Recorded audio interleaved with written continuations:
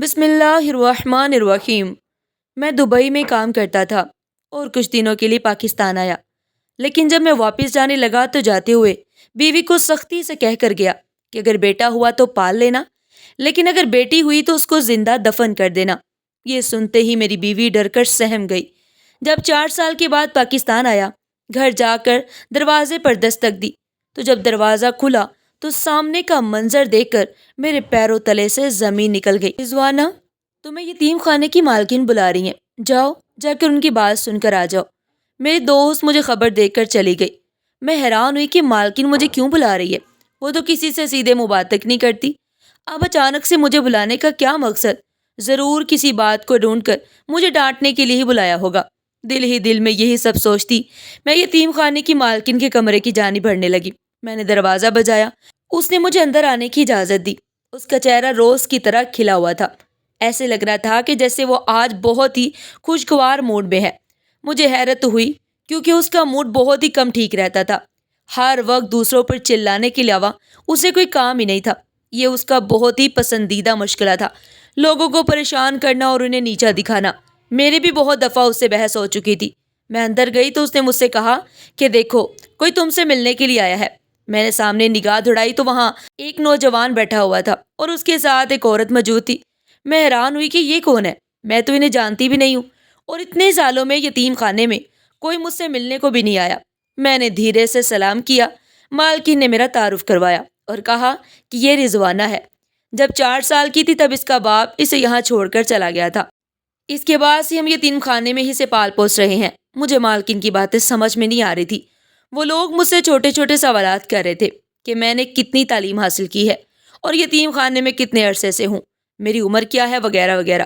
مجھے عجیب تو لگ رہا تھا، لیکن میں مالکن کے ڈر سے چپ چاپ سوالوں کے جواب دیے جا رہی تھی۔ مالکن نے مجھ سے کہا کہ یہ لوگ خاص طور پر تم سے ہی ملنے کے لیے یہاں پر آئے ہیں۔ دراصل انہیں ایک اچھے رشتے کی تلاش ہے، تو انہوں نے سوچا کہ کیوں نہ یتیم خانے میں آ کر کسی لڑکی کو ڈھونڈا جائے جسے باہر کی دنیا کے بارے میں زیادہ اتا پتہ نہ ہو، کیونکہ یتیم خانہ ہی ایسی جگہ ہے جہاں پر زیادہ لڑکیاں باہر نہیں جاتی۔ آج کل کی لڑکیوں کی طرح تیز ترار اور ہوشیار بھی نہیں ہے۔ یتیم خانے کی مالکن کی یہ بات سن کر مجھے زور سے ہنسی آئی، مگر میں نے کنٹرول کر لی، کیونکہ یہ بات بہت ہی عجیب تھی کہ یتیم خانے کی لڑکیوں کو باہر کا کچھ اتا پتہ نہ ہو، حالانکہ انہیں لوگوں کے بارے میں سب سے زیادہ پتہ ہوتا ہے۔ ہم لوگوں نے زندگی کو ایک مختلف نظریے سے دیکھا ہوتا ہے اور بڑھتا ہوتا ہے، اس لیے ہم بہت جلد لوگوں کی حقیقت جان لیتے ہیں۔ لوگوں کی بہت اچھے سے پہچان ہوتی ہے، اور میں تو حد سے زیادہ تلخ مزاج بھی تھی۔ مجھے لوگوں کی منافقت بالکل پسند نہیں تھی۔ اگر کوئی مجھ سے کچھ بھی غلط بات کہتا تو میں وہیں پر منہ توڑ جواب دے دیتی، حالانکہ میں جانتی تھی کہ یہ اچھی بات نہیں ہے، یہ بد زبانی ہوتی ہے، لیکن میں یہاں رہ کر اتنی زیادہ تلخ ہو چکی تھی کہ ہر بات کو غلط ہی انداز میں لیتی اور سمجھتی تھی۔ مجھے لگتا تھا کہ کوئی بھی ہمارا ہمدرد نہیں ہو سکتا اور نہ ہی کسی سے کوئی امید رکھنی چاہیے۔ اس سب کے پیچھے سب سے بڑی وجہ تو یہ تھی کہ میرے باپ نے مجھے بہت ہی چھوٹی عمر میں یتیم خانے میں چھوڑ دیا تھا، جب میں صرف 4 سال کی تھی۔ وہ چاہتے تو مجھے اپنے پاس بھی رکھ سکتے تھے، لیکن مجھے انہوں نے بہت سمجھا اور یہاں چھوڑ گئے۔ میں باپ کے ہوتے ہوئے بھی یتیم ہو چکی تھی اور یتیمی میں ہی پلی بڑی تھی۔ بچپن سے لے کر اب تک میں مالکن کی بہت بار مار کھا چکی تھی اور اس کی باتیں سن چکی تھی۔ وہ ہم سب کو غلاموں سے بھی بدتر طریقے سے رکھتی تھی اور ہمارے ساتھ بہت ہی زیادہ برا سلوک کرتی تھی۔ یتیم خانے میں میری کسی بھی لڑکی سے نہیں بنتی تھی، سوائے ایک لڑکی کے، نمرا، جو میری بہت ہی اچھی دوست تھی۔ میں ہمیشہ اس کے ساتھ رہتی اور اسی کے ساتھ کھانا وغیرہ کھاتی تھی۔ یتیم خانے میں کھانے کے نام پر صرف اور صرف مذاق ہی ہوتا تھا۔ یہاں جب بھی کھانا آتا تو وہ اس قابل ہوتا ہی نہیں تھا کہ اسے کوئی انسان کھائے۔ ایسے لگتا تھا کہ جیسے کسی جیل کے قیدیوں کے لیے کھانا آیا ہے۔ دراصل یتیم خانے میں جو بھی فنڈ آتے تھے اس میں سے آدھے سے زیادہ فنڈ تو وہ مالکن اپنے پاس رکھ لیتی تھی اور باقی بچے کچے فنڈ کو ہمارے اوپر خرچ کرتی تھی۔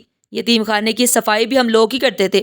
پڑھائی کے نام پر بھی مالکن نے ہمارے ساتھ مذاق ہی کیا ہوا تھا۔ ایک نا تجربہ کار ٹیچر کو بلوا کر نام کی پڑھائی کرواتی تھی، حالانکہ اسے ہماری تعلیم کے الگ سے پیسے ملتے تھے۔ وہ ایک ڈاکو تھی۔ ڈاکو کہنا ٹھیک ہی ہے، کیونکہ جو پیسے ہماری فلاح و بہبود میں لگائے جانے چاہیے تھے وہ سب وہ اپنے پاس رکھتی تھی اور عیش و عشرت کی زندگی جی رہی تھی۔ یتیم خانے کی مالکن بہت ہی موٹی تھی اور مجھے وہ بہت ہی بری لگتی تھی۔ ویسے بھی یہاں پر کوئی بھی ایسی لڑکی نہیں تھی جسے یتیم خانے کی مالکن پسند ہو۔ سب ہر وقت اس کے بارے میں غلط باتیں ہی کرتے رہتے۔ اس نے ہر لڑکی کے ساتھ اتنا برا سلوک کیا تھا کہ کسی کے دل میں بھی اس کے لیے اچھی جگہ نہیں تھی۔ بس جہاں سے اسے پیسے نظر آتے تھے وہیں اس کے اندر نرمی باہر آ جاتی تھی۔ ابھی بھی اس عورت اور مرد کے سامنے بیٹھی خوش آمدی لہجے میں بات چیت کر رہی تھی۔ میں جانتی تھی اس نے بہت موٹی رقم ہڑپ لی ہوگی۔ وہ مجھے کہہ رہی تھی کہ میں نے یتیم خانے کی بہت سی لڑکیوں کی تصاویر انہیں دی، ان میں سے تم ہی پسند آئی ہو، اب یہ تم سے شادی کرنا چاہتے ہیں۔ ساتھ ہی ساتھ وہ مجھے اشارے سے کہہ رہی تھی کہ بدتمیزی سے مت بیٹھنا، تمیز سے اور ادب سے پیش آنا، اس رشتے سے منع مت کرنا۔ میں جانتی تھی کہ یتیم خانے کی مالکین ایک طرح سے میرا سودا کر رہی ہے، مگر وہ عورت اور اس کے ساتھ موجود لڑکا بہت ہی سلجھے ہوئے لگ رہے تھے۔ ایک لمحے کو میں نے حساب لگایا کہ اگر میری شادی اس لڑکے سے ہو جاتی ہے تو میری جان اس یتیم خانے اور اس مالکین سے چھوٹ جائے گی، میں اپنی زندگی میں آگے بڑھ جاؤں گی۔ اگر میں یہیں پر رہی تو میں کبھی بھی آگے نہیں بڑھ پاؤں گی، نہ ہی میں یہاں سے نکل سکتی ہوں۔ مجھے اگر ایک موقع قدرت دے رہی ہے تو مجھے اس سے فائدہ اٹھانا چاہیے۔ یہی سوچ کر میں نے ایک مسکراہٹ اپنے چہرے پر سجائی اور یتیم خانے کی مالکن کو اس کے ہی انداز میں جواب دیا اور کہا کہ ٹھیک ہے، جیسے آپ کو مناسب لگے۔ میری اتنی فرما برداری دیکھ کر وہ حیران ہو گئی۔ یقین تو اسے نہیں آ رہا تھا، لیکن پھر بھی اس نے ان لوگوں کے سامنے کہا کہ ہم کچھ دنوں میں آپ کو جواب دے دیں گے۔ جب وہ لوگ وہاں سے چلے گئے تو یتیم خانے کی مالکن مجھ سے کہنے لگی، تم اتنی ٹیڑھی لڑکی ہو، میں تمہیں بہت اچھے طریقے سے جانتی ہوں، تو تم نے اتنی آسانی سے ہاں کیسے کر دی؟ تمہارے دماغ میں کیا کھچڑی پک رہی ہے؟ میں نے اسے کہا کہ تمہارے سے بحث کر کے کوئی فائدہ نہیں ہے، اس لیے میں نے ہاں کر دی۔ تم نے اتنے پیسے جو ہڑپ لیے تو ان سے مطلب رکھو، میرے پیچھے کیوں پڑ گئی ہو؟ میری بات سن کر اس کا منہ بن گیا۔ اس کے خیال میں تو یہ بات کسی کو پتہ نہیں چلنی تھی، مگر میں بھی اس کے رگ رگ سے واقف تھی۔ میں واپس اندر آئی تو میری دوست مجھ سے کہنے لگی کہ کیا ہوا رضوانہ، مالکی نے تمہیں کیوں بلایا تھا؟ کہ آپ پھر سے ڈانٹ رہی تھی؟ میں نے اسے کہا کہ نہیں، ڈانٹ نہیں رہی تھی، آپ کی دفعہ تو میری قسمت چمک گئی ہے۔ وہ حیران ہوئی اور کہنے لگی کہ آخر کیسے؟ میں نے اسے سارا واقعہ کہہ سنایا اور بولی، میں ہاں کر چکی ہوں، میں یہاں سے جانا چاہتی ہوں، ایک اچھی مستقبل کی تلاش میں اپنے آپ کو ثابت کرنا چاہتی ہوں اور اپنی ایک الگ پہچان بنانا چاہتی ہوں۔ کیا یہ کچھ غلط ہے نمرا؟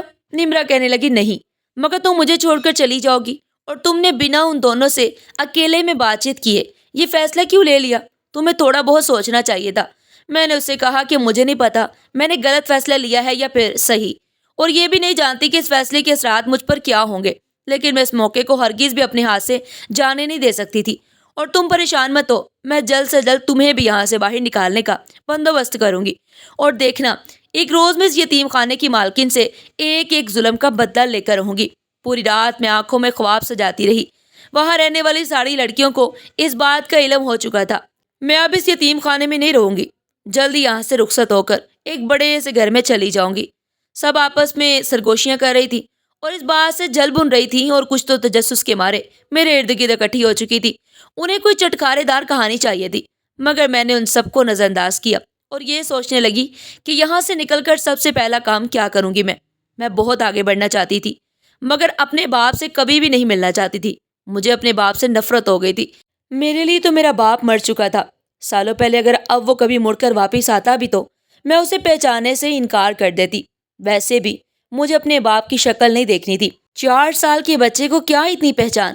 اس لیے اس دنیا میں لوگوں کی بھیڑ میں اگر کہیں وہ مجھے دکھ بھی جاتے تو میں نہ تو انہیں پہچان پاتی اور نہ ہی وہ مجھے پہچان پاتے۔ اس لیے میں آرام سے اس شہر میں رہ سکتی تھی۔ مجھے نہیں پتا تھا کہ میرے ابا اب کہاں رہتے ہیں اور کیا کرتے ہیں، اور نہ ہی میں یہ سب جاننے میں کوئی دلچسپی رکھتی تھی۔ مگر نمرا نے مجھ سے کہا تھا کہ جب تم یہاں سے جاؤ تو سب سے پہلے اپنے ابا سے ملنے جانا، ہو سکتا ہے کہ وہ تمہیں یاد کرتے ہوں۔ نمرا میری طرح بالکل بھی نہیں تھی، وہ بہت ہی نرم دل کی لڑکی تھی اور ہمیشہ دوسروں کو موقع دینے پر یقین رکھتی تھی۔ میں ایسی تو نہیں تھی، لیکن پھر بھی ہم دونوں کے بیچ دوستی بہت ہی زیادہ گہری تھی۔ ہماری دوستی کی ابتدا بھی بہت ہی مختلف طریقے سے ہوئی تھی۔ مجھے یاد ہے میں اس وقت 6 سال کی تھی جب نمرا یہاں پر پہلی دفعہ آئی تھی۔ وہ بہت زیادہ ڈری ہوئی تھی اور مالکن کا رویہ اسے بہت ڈرا رہا تھا۔ اس کے اماں ابا کی موت ایک حادثے میں ہو گئی تھی اور اس کے سگے چچا نے اس کے ابا کی جائیداد پر قبضہ کر کے اسے یتیم خانے میں چھوڑ دیا تھا۔ وہ لاوارث یہاں ملی تھی۔ مالکن اسے اندر لے آئی۔ سب لڑکیاں اسے عجیب و غریب نظروں سے گھور رہی تھی اور وہ زاروں قطار روئی جا رہی تھی اور ایک کونے میں جا کر دبک کر بیٹھ گئی۔ مالکی نے غصے سے کہا کہ اپنا رونا دھونا بند کرو، اب تمہیں کوئی لینے نہیں آئے گا، تمہیں یہی رہنا ہے۔ مجھے اس کی بات سن کر غصہ تو بہت آیا کہ وہ ایک بچی پر ایسے کیسے چلا رہی ہے۔ اس لیے اس کے جانے کے فوراً بعد میں اٹھ کر نمرا کی جانب آئی اور دھیرے سے اس کے ہاتھ کو تھاما، اس کی آنکھوں میں دیکھا جہاں سے آنسو ٹپک رہے تھے۔ پھر میں نے اس کی آنکھیں صاف کی اور اسے کہنے لگی کہ دیکھو، اب تم اس پوری دنیا میں اکیلی ہو، تمہارا کوئی رشتہ دار نہیں ہے، لیکن میں آج سے تمہاری دوست ہوں، ہمیشہ تمہاری حفاظت کروں گی اور تمہارا ساتھ دوں گی۔ تمہیں ڈرنے کی بھی کوئی ضرورت نہیں ہے، لوگوں پر بھروسہ مت کرنا، نہ ہی ان سے کوئی امیدیں لگانا، اس سب کا کوئی فائدہ نہیں ہوتا۔ اس دن کے بعد سے میری اور نمرا کی ایسی دوستی ہوئی جو آج تک نہیں ٹوٹ پائی۔ وقت کے ساتھ ساتھ اس نے بھی یہاں رہنا سیکھ لیا تھا اور اب تو بہت سال گزر گئے تھے۔ میں نے نمرا کے علاوہ یتیم خانے میں کسی بھی اور لڑکی سے دوستی نہیں کی۔ میری واحد اور اکلوتی سہیلی نمرا ہی تھی اور میرے لیے وہ بہت زیادہ اہم تھی۔ اس لیے میرا پکا ارادہ تھا کہ یہاں سے باہر جاتے ہی سب سے پہلے نمرا کو یہاں سے لے کر جاؤں گی، چاہے اس کے لیے مجھے کسی بھی حد سے گزرنا پڑتا۔ وہ فطری طور پر ایک ڈرپوک لڑکی تھی اور ذرا ذرا سی چیز پر رونے لگ جاتی۔ اب بھی جب اس نے سنا کہ میں یہاں سے جانے والی ہوں اور میں نے یہاں سے جانے کا فیصلہ کر ہی لیا ہے تو وہ یہ سن کر بھی زاروں قطار ہونے لگ گئی۔ حالانکہ وہ میرے اوپر ظاہر نہیں کر رہی تھی، کیونکہ وہ نہیں چاہتی تھی کہ میں اس کی وجہ سے یہاں پر رک جاؤں اور اپنے خوابوں کو چھوڑ دوں، کیونکہ ہماری دوستی تھی ہی ایسی۔ ہم ایک دوسرے کے لیے سب کچھ چھوڑ دینے پر راضی ہو جاتے تھے، مگر اب اپنے آنسو مجھ سے چھپا رہی تھی۔ میں نے اس سے کہا کہ تمہیں یہ سب کرنے کی ضرورت نہیں ہے، میں یہاں سے باہر تمہارے اور اپنے ہم دونوں کے لیے ہی جا رہی ہوں، تم رو مت، صرف میرا انتظار کرنا۔ وہ بار بار مجھ سے اس بات کا ذکر کرتی تھی، کہیں وہ لوگ تمہارے ساتھ کچھ غلط نہ کر دے، نہ جانے کن لوگوں کو وہ مالکن ڈھونڈ کر لائی ہے، ہو سکتا ہے کہ وہ تمہارے لیے کوئی غلط فیصلہ کر رہی ہو، اس لیے تم ایک دفعہ پھر اس بارے میں سوچ لو۔ میں نے اس سے کہا دیکھو میں تمہاری طرح ہرگز نہیں ہوں جو ڈر جاؤں۔ میں یہاں سے ایک دفعہ اگر باہر نکل گئی نا تو یقین مانو ہم دونوں کی زندگیاں بہت ہی آسان ہو جائیں گی اور ہمیں ایک دفعہ اپنی زندگی اپنی مرضی سے جینے کا موقع مل جائے گا۔ ہم اس چنگل سے نکل جائیں گے۔ پھر میں اسے اگلے کئی دن تک اس بارے میں سمجھاتی رہی۔ ایک ہفتہ گزر جانے کے بعد وہ لوگ دوبارہ آئے، میری دوست سے بھی ملے۔ انہوں نے کہا کہ ہمیں شادی کرنے کی بے حد جلدی ہے، ہم سادگی سے شادی کرنا چاہتے ہیں۔ مجھے حیرت اس بات پر ہو رہی تھی کہ وہ اتنے بڑے امیر گھر سے آئے ہیں اور امیر لوگ ہیں، اس کے باوجود وہ مجھ جیسی ایک یتیم خانے میں پلنے والی لڑکی سے شادی کیوں کرنا چاہتے ہیں؟ میں نے تو سن رکھا تھا کہ امیر لوگ ہمیشہ اپنے جیسے ہی لوگوں میں شادی کرنا پسند کرتے ہیں، مگر یہاں تو الٹا ہو رہا تھا۔ کچھ تو عجیب تھا۔ انہوں نے تو یہ بہانہ بنایا تھا کہ یتیم خانے کی لڑکیاں معصوم ہوتی ہیں، تیز ترار نہیں ہوتی، مگر یہ بہانہ تو مجھے بالکل ہی بکواس لگ رہا تھا۔ اصل کہانی کچھ اور ہی ہوگی۔ خیر، میرا رشتہ ایک چھوٹی سی تقریب میں پکا کر دیا گیا۔ اس تقریب کا انعقاد یتیم خانے میں ہی کیا گیا تھا۔ آج یتیم خانے کی تمام لڑکیاں بے حد خوش تھیں، کیونکہ آج انہیں اتنے عرصے بعد اچھا کھانا کھانے کو ملا تھا۔ لڑکے والوں نے خود ہی انتظام کیا تھا، ان کی جانب سے صرف ان کے قریبی رشتہ دار ہی آئے تھے۔ رات کے وقت میں اپنی انگلی میں سجی منگنی کی انگوٹھی کو دیکھے ہی جا رہی تھی۔ میں کسی کے نام سے جڑ گئی تھی، میں کسی کے نام سے منسوب ہو چکی تھی، لیکن میرے دل میں کوئی بھی جذبات نہیں ابھرے تھے۔ دل بالکل خالی سا تھا اور بہت سے شک و شبہات میرے دل میں گھر کر چکے تھے، لیکن میں اس سب کا ذکر نمرا سے نہیں کر رہی تھی۔ میں نہیں چاہتی تھی کہ وہ پریشان ہو جائے اور مجھے ارادے سے پیچھے ہٹا دے۔ کچھ دنوں بعد لڑکے والوں نے اعلان کیا کہ ہم نکاح کے لیے اگلے جمعے کو آ جائیں گے۔ تیاریاں وغیرہ ہو گئی اور میری ہونے والی ساس نے میرے لیے ایک اچھا جوڑا بھی بھیجا۔ اس سب کے دوران یتیم خانے کی مالکی نے اچھے خاصے پیسے اکٹھے کر لیے تھے میرے سسرال والوں سے۔ کبھی کس چیز کے نام پر ان سے پیسے لیتی تو کبھی کس چیز کے نام پر۔ میں اچھے سے جانتی تھی وہ یہ سب پیسے اپنی جیب میں ڈالنے والی ہے۔ نکاح کی تیاریاں مکمل ہو گئی تو وہ سب لوگ نکاح کے لیے آ گئے۔ میں بہت زیادہ خوش رہی تھی۔ ایک بہت ہی خوبصورت نوجوان سے میری شادی ہونے والی ہے، میری زندگی بہت اچھی ہو جائے گی، اور وہ ہے بھی بہت ہی امیر۔ نمرا بھی میری وجہ سے بہت زیادہ خوش تھی۔ اب ہم لوگ ایک امید باندھ رہے تھے کہ یہاں سے نکلنے کا کوئی نہ کوئی راستہ تو ہمیں مل ہی جائے گا۔ مجھے دلہن کی طرح سجایا گیا۔ پہلی دفعہ زندگی میں اتنے زیورات پہنے تھے اور اتنا تیار ہوئی تھی، میں بہت خوبصورت لگ رہی تھی۔ سبھی میری تعریف کر رہے تھے۔ پھر باہر شور مچ گیا کہ بارات آ گئی ہے۔ یتیم خانے کی مالکن باہر کھڑی میرا استقبال کر رہی تھی۔ تھوڑی دیر بعد وہ لوگ اندر آ گئے۔ جیسے ہی میری نظر سامنے کھڑے دولہا پر پڑی تو میری تو چیخیں نکل گئیں۔ وہ تو ایک ادھیڑ عمر کا آدمی تھا۔ اب تک جو کچھ مجھے بتایا گیا تھا اس کے مطابق تو وہ ہینڈسم لڑکا ہی میرا ہونے والا شوہر تھا، جو شروع سے لے کر اب تک مجھ سے ملتا آیا تھا، اور رشتہ کرنے کے وقت بھی وہی میری ساس کے ساتھ آیا تھا، اور منگنی کے وقت بھی۔ یہ سب کیا ہے؟ میں حیران ہوئی۔ میں نے یتیم خانے کی مالکن سے کہا کہ میری منگنی تو کسی اور کے ساتھ ہوئی تھی، یہ کون ہے؟ میں اس سے شادی کیسے کر سکتی ہوں؟ میری بات سن کر وہ بولی، تم پاگل ہو، تمہاری منگنی ایک ادھیڑ عمر کے آدمی سے ہی ہوئی ہے، وہ تو بس تم انکار نہ کرو اس لیے میں نے اس نوجوان کو ادھر ہی رکھا، تو وہ دراصل اس کا چھوٹا بھتیجا ہے۔ تم سے یہ بات چھپائے رکھی۔ میں جانتی تھی کہ تم ایک ادھیڑ عمر سے شادی کرنے کے لیے بالکل بھی تیار نہیں ہوگی۔ اب خاموشی سے بیٹھ جاؤ اور ہمارا تماشا مت بناؤ۔ اس نے تو مجھے صحیح پھنسا دیا۔ میرے پاس اور کوئی چارہ بھی نہیں تھا۔ بارات دروازے پر کھڑی تھی، اسے واپس بھجوانے کا تو سوال ہی پیدا نہیں ہوتا۔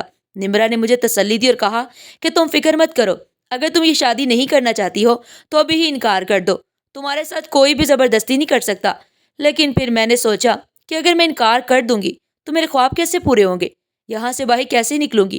چلو کچھ دن اس کو برداشت کر ہی لوں گی۔ یہی سوچ کر میں نکاح کے لیے مان گئی۔ وہ بوڑھا مجھے ایک آنکھ نہیں بھا رہا تھا۔ میں نے تو اب تک اس حسین نوجوان کے سپنے سجائے تھے، اس لیے اچانک سے اسے قبول کرنا میرے لیے بہت مشکل ہوتا جا رہا تھا، مگر مجھے یہ کرنا ہی تھا۔ میں نے اپنے دل کو راضی کیا اور آخر کار نکاح کے لیے ہاں کر ہی دی۔ نکاح ہو جانے کے بعد میرے جذبات بالکل ہی الگ تھے۔ مجھے بہت غصہ آ رہا تھا، ایسے لگ رہا تھا کہ جیسے میرے سارے خواب چھن گئے ہوں۔ نکاح کے بعد میری ساس میرے پاس آئی اور کہنے لگی کہ تمہاری رخصتی بھی ہم آج ہی کریں گے، حالانکہ اس سے پہلے یہ بات طے نہیں ہوئی تھی کہ رخصتی نکاح والے دن ہی کی جائے گی۔ بہرحال اب میں کچھ بھی بولتی یا کچھ بھی کرتی، سب کا کوئی فائدہ نہیں ہونے والا تھا۔ یہ بات تو مجھے سمجھ میں آ گئی تھی کہ نمرا بہت زیادہ پریشان ہو رہی تھی، کیونکہ یہ سب لوگ بہت ہی عجیب برتاؤ کر رہے تھے۔ ایسے لگ رہا تھا کہ جیسے چیزوں کو چھپانے کا شوق رکھتے ہیں۔ یہ کوئی چھوٹی بات نہیں تھی، پہلے بتانا چاہیے تھا کہ رخصتی آج ہی ہوگی۔ میں جانتی تھی یہ سب یتیم خانے کی مالکن کی چال ہے، اسے تو پیسے چاہیے تھے جو اسے مل گئے۔ میری زندگی برباد ہو یا بات، اس بات سے اس کا کوئی بھی لینا دینا نہیں تھا۔ نہ چاہتے ہوئے مجھے رخصت ہو کر ان کے ساتھ ہی آنا پڑا۔ راستے بھر میں وہ عجیب عجیب طرح سے چھپ چھپ کے باتیں کر رہے تھے۔ ان کی باتیں مجھے ٹھیک سے سنائی نہیں دے رہی تھی، لیکن ایسے لگتا تھا جیسے کوئی ایسی چیز ہے جس سے میں انجان ہوں، نہ واقف ہوں، اور مجھے اس بارے میں کچھ بھی نہیں پتا۔ راستے میں مجھے اس بات کا علم ہوا کہ جسے میں اپنی ساس سمجھ رہی ہوں وہ دراصل میری ساس نہیں ہے، بلکہ وہ تو اس نوجوان کی ماں ہے۔ کتنا عجیب ہو رہا تھا نا سب۔ اب نہ جانے آگے جا کر کن کن رازوں سے پردہ اٹھنے والا تھا۔ میں اپنے آپ کو آنے والے وقت کے لیے تیار کر رہی تھی۔ اتنی بڑی گاڑی میں پہلی دفعہ بیٹھی تھی، اس میں کوئی شک نہیں تھا کہ یہ لوگ بہت ہی زیادہ پیسے والے لوگ تھے۔ ایک لمحے کو تو میں نے سوچا کہ کیا پتہ یہ بھی دھوکہ دہی ہو، خود کو امیر بتا کر وہ مجھے دھوکے سے اپنے ساتھ لے جا رہے ہو۔ مگر پھر میں نے خود کو تسلی دی کہ ایسا نہیں ہے۔ ان کی عادات و اطوار سے ہی لگ رہا تھا کہ یہ لوگ بہت ہی زیادہ پیسے والے ہیں۔ 1.5 گھنٹے کے سفر کے بعد ہم لوگ ایک کوٹھی کے باہر آ کر رک گئے۔ اتنی بڑی کوٹھی، اتنا عالیشان گھر میں نے اپنی زندگی میں کبھی نہیں دیکھا تھا۔ دل خوشی سے بھر گیا کہ اب سے اس کوٹھی میں میں راج کروں گی۔ کچھ دیر پہلے ہونے والے واقعات میں بھول گئی تھی اور بالکل ہی مگن سی ہو کر اس کوٹھی کو دیکھنے لگی۔ پھر تبھی کسی عورت کی آواز مجھے واپس ہوش کی دنیا میں کھینچ لائی۔ میں ان کے ساتھ کوٹھی کے اندر آ گئی۔ کوٹھی باہر سے جتنی عالیشان تھی، اندر سے اس سے بھی کہیں زیادہ حسین تھی۔ میں تو گھوم گھوم کر ادھر ادھر دیکھے جا رہی تھی۔ لوگ مجھے دیکھ کر عجیب عجیب سرگوشیاں کر رہے تھے، جس کی وجہ سے میں نے خود کو فوراً سے سنبھالا اور مجھے یاد آیا کہ میں تو دلہن ہوں، مجھے ایسی حرکتیں نہیں کرنی چاہیے۔ مجھے ایک صوفے پر لا کر بٹھا دیا گیا اور پھر مووی وغیرہ بنوانے کا سیشن شروع ہوا۔ میں اس سب سے بہت زیادہ بور ہو رہی تھی۔ ایک تو بڈھے کے ساتھ بیٹھ کر مجھے تصویریں بنانے کا کوئی شوق نہیں تھا، اور دوسرا اب میں کافی تھک چکی تھی، صرف آرام کرنا چاہتی تھی۔ لیکن یہاں پر کسی کو یہ سب بول نہیں سکتی تھی۔ یتیم خانے سے کوئی بھی لڑکی میرے ساتھ نہیں آئی تھی، یہاں تک کہ نمرا کو آنے کی اجازت بھی مالکن نے نہیں دی تھی، حالانکہ اس کا بہت دل تھا کہ وہ میرے ساتھ آئے، اس بات سے واقف ہو جائے کہ میں کن لوگوں کے ساتھ جا رہی ہوں۔ مووی وغیرہ کے سیشن سے فارغ ہو کر مجھے کمرے میں بھیج دیا گیا۔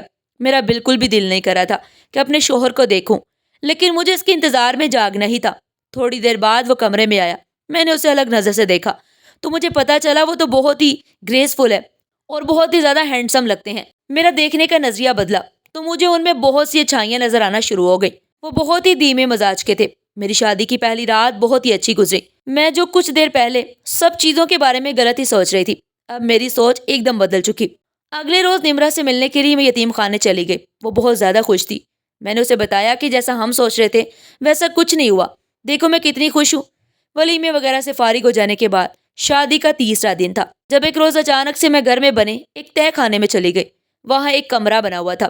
مجھے حیرت تھی کہ اس کمرے میں کیا ہوگا۔ میں نے دروازہ کھولا تو وہاں سامنے ایک بڑی سی تصویر لگی ہوئی تھی، اور اس میں بہت سے مرد اور عورت اور ساتھ میں بچے۔ ایسا لگتا تھا کسی تقریب میں لی گئی ہے۔ ابھی وہ تصویر دیکھ ہی رہی تھی کہ تبھی میرے شوہر میرے پیچھے آ کھڑے ہوئے۔ انہوں نے مجھے بتایا کہ تصویر میرے ایک بہت ہی اچھے دوست کی ہے۔ اب وہ مجھ سے بات نہیں کرتا، لیکن ہم ایک تقریب میں گئے تھے، اس وقت اس کی بیوی بھی آئی تھی۔ ہم سب نے مل کر ایک ساتھ تصویر لی تھی۔ مجھے کاروبار میں مصروف رہ کر وقت گزرنے کا پتہ ہی نہیں چلا، اس لیے کبھی شادی کر ہی نہیں سکا۔ اب جب کہ اتنی پیاری بیوی ملی ہے، میں ان کی بات سن کر مسکرا اٹھی۔ دن ایسے ہی خوبصورت گزر رہے تھے کہ ایک دن انہوں نے مجھ سے کہا کہ مجھے تم سے ایک بہت ہی ضروری بات کرنی ہے۔ انہیں اس طرح سنجیدہ میں نے بہت کم ہی دیکھا تھا۔ ایسی کیا بات ہو گئی تھی جو وہ اتنا زیادہ پریشان لگ رہے تھے؟ میں نے ان سے پوچھا کہ آخر کیا بات ہے، کوئی پریشانی ہے؟ انہوں نے پھر مجھے دھیرے دھیرے بتانا شروع کیا کہ تمہارے ابا تمہیں ڈھونڈتے ہمارے گھر پر آئے ہیں۔ یہ سن کر اچھل گئی۔ میں نے کبھی سوچا بھی نہیں تھا کہ ابا مجھے ڈھونڈتے ہوئے آئیں گے۔ انہوں نے مجھے بتایا کہ وہ یتیم خانے گئے تھے اور وہیں سے انہیں پتا چلا کہ تمہاری شادی ہو گئی ہے، اور حیرت کی بات تو یہ ہے کہ تمہارے ابا ہی دراصل میرے وہ دوست ہیں جو اس دن اس تصویر میں موجود تھے۔ میں نے کبھی سوچا بھی نہیں تھا کہ تم میرے اس دوست کی بیٹی ہوگی۔ کیسا اتفاق ہے! میں حیرت سے ساکت بیٹھی رہ گئی۔ پھر میرے شوہر نے مجھ سے کہا کہ وہ تم سے ملنا چاہتے ہیں اور ایک دفعہ بات کرنا چاہتے ہیں، اگر تم چاہو تو ان سے جا کر مل لو۔ میں نے غصے سے کہا نہیں، انہوں نے اتنے سالوں میں کبھی بھی میری پرواہ نہیں کی اور مجھے یتیم خانے میں ڈلوا دیا، تو مجھ سے ملنے کے لیے کیوں آ رہے ہیں؟ پھر میرے شوہر نے مجھے سمجھایا اور کہا کہ تم ایک دفعہ جا کر ان سے مل تو لو، ان کی بات سن لو، ہو سکتا ہے ان کے پاس کوئی وجہ ہو۔ اب اپنے شوہر کی بات میں ٹال نہیں سکتی تھی، اس لیے ہاں کر دی اور اگلے ہی دن ایک ریسٹورنٹ میں اپنے ابا سے ملنے کے لیے چلی گئی۔ اتنے سالوں بعد اپنے ابا کو اپنے سامنے دیکھ کر بھی میرے اندر کوئی جذبات نہیں آ رہے تھے۔ ایسے لگتا تھا کہ ہمارے بیچ کوئی رشتہ ہی نہیں ہے، جیسے ہم دو اجنبی ہوں اور اچانک سے ٹکرا گئے ہوں۔ وہ مجھ سے بات کرنے کی کوشش کر رہے تھے، ان کے چہرے پر ندامت صاف ظاہر ہو رہی تھی، لیکن میرا ارادہ ان کی بات سننے کا بالکل بھی نہیں تھا۔ میں صرف اور صرف اپنے شوہر کے کہنے پر ہی یہاں پر آئی تھی، کیونکہ ان کی بات کو میں ٹال نہیں سکتی تھی۔ پھر میرے باپ نے ہمت کر کے کہنا شروع کیا، میں جانتا ہوں میں نے بہت بڑی غلطی کی۔ تمہیں یتیم خانے چھوڑ کر آنے کے بعد میں نے اپنی نئی زندگی کی شروعات کر لی تھی، دوسری بیوی کے ساتھ ہنسی خوشی رہ رہا تھا، لیکن اتنے سال بیت گئے، میرے ہاں ایک بھی اولاد نہیں ہوئی۔ میں نے اسے طلاق دے دی اور دوبارہ شادی کی۔ تیسری بیوی سے میری ایک بیٹی ہوئی، لیکن پھر وہ مجھے چھوڑ کر چلی گئی۔ وہ مجھے بالکل بھی پسند نہیں کرتی تھی۔ اس کا کہنا تھا کہ میں ایک خود غرض باپ ہوں۔ اس میں کوئی شک نہیں کہ میں نے خود غرضی میں ہی تمہیں یتیم خانے میں ڈلوا دیا اور تمہارا دھیان نہیں رکھا تھا، اور جس بیٹی کو میں اپنے ساتھ رکھنا چاہتا تھا وہ خود ہی میرے ساتھ نہیں رہنا چاہتی تھی۔ میری بیوی بیٹی کی بات بہت زیادہ سنتی تھی اور وہ اس کی بہت لاڈلی بھی تھی، اس لیے جب اس نے کہا کہ مجھے یہاں نہیں رہنا تو وہ اسے ساتھ لیے اپنے میکے چلی گئی۔ نہ جانے کتنے سال ہو گئے ہیں میں نے اپنی بیٹی کو دیکھا بھی نہیں۔ میری بیوی نے بھی مجھ سے طلاق لے لی ہے۔ اب میں اس بڑی دنیا میں اکیلا ہوں، تنہا ہوں۔ کہنے کو تو میری دو بیٹیاں ہیں، لیکن ایک کو میں نے خود چھوڑا اور دوسری مجھے اپنی مرضی سے چھوڑ کر چلی گئی۔ مجھ جیسا بد نصیب انسان کوئی نہیں ہوگا۔ جب مجھے پتا چلا کہ تم میرے دوست کی بیوی بن گئی ہو تو یہ سن کر مجھے بہت حیرت ہوئی۔ دراصل میں تمہیں ڈھونڈتے ڈھونڈتے یتیم خانے چلا گیا تھا، پرانے ریکارڈز نکلوائے اور تمہارا پتہ کروایا۔ یتیم خانے کی مالکی نے مجھے بتایا کہ تمہاری تو شادی ہو گئی ہے اور تمہارے بارے میں سب کچھ بتا دیا، تمہارا پتہ بھی دیا۔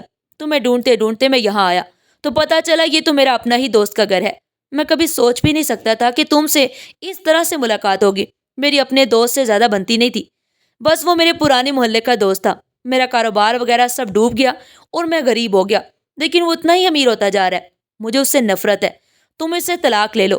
ابا کی بات سن کر میں نے حیرت سے سر اٹھا کر ان کی جانب دیکھا۔ وہ ایک دفعہ پھر سے میری زندگی اپنی خود غرضی اور نفرت کی وجہ سے تباہ و برباد کرنے جا رہے تھے۔ میں نے ان سے کہا کہ اب آپ دوبارہ کبھی بھی ایسا نہیں کر سکتے۔ مجھے اپنے شوہر سے بے حد محبت ہے۔ بے شک شروع میں مجھے اس سے محبت نہیں تھی، لیکن اب وہ بہت ہی عزیز ہو چکا ہے، اور اب آپ میری زندگی سے نکل جائیں اور میری زندگی کو خراب کرنے کے لیے دوبارہ میری زندگی میں مت آئیں۔ جو کچھ آپ نے گزرے سالوں میں کیا وہی کافی ہے۔ شکر ہے میں آپ کے ساتھ پلی بڑی نہیں ہوں۔ ہمیشہ سوچتی تھی کہ کاش میں آپ کے ساتھ رہتی، لیکن اب میں شکر کرتی ہوں، ورنہ آپ کی اس خود غرضی کی وجہ سے میں خود بھی خود غرض بن جاتی اور نہ جانے مجھے کیا کیا برداشت کرنا پڑتا۔ دوبارہ میرے شوہر سے رابطہ مت کرنا۔ آج جو میں آپ کے سامنے بیٹھی ہوں صرف انہی کی وجہ سے بیٹھی ہوں، ان کی بات کا مان رکھنے کے لیے، ورنہ آپ سے ملنے کا مجھے کوئی شوق نہیں ہے۔ میرا آپ سے کسی قسم کا کوئی لینا دینا نہیں ہے۔ میرا آپ سے کسی قسم کا کوئی لینا دینا نہیں ہے۔ یہ کہہ کر میں وہاں سے اٹھ کر واپس آ گئی۔ پیچھے ابا مجھے آوازیں دیتے رہے۔ میں نے ابا کی آنکھوں میں لالچ کی چمک دیکھ لی تھی۔ میں سمجھ گئی تھی کہ میرے شوہر کی دولت کی وجہ سے وہ مجھ سے ملنا چاہ رہے ہیں، جبکہ وہ اس بات کو کافی عرصے سے جانتے تھے کہ میں شادی کر کے انہی کے دوست کے گھر میں رہ رہی ہوں، اور وہ ملنے کے لیے اب آ رہے تھے۔ ان کی ساری چالیں مجھے اب اچھے سے سمجھ میں آ رہی تھی۔ اس دن میں نے سارا قصہ وہیں ختم کیا اور سرشاری سے گھر واپس چلی آئی۔ میرے شوہر نے مجھ سے پوچھا کہ کیا بات ہوئی۔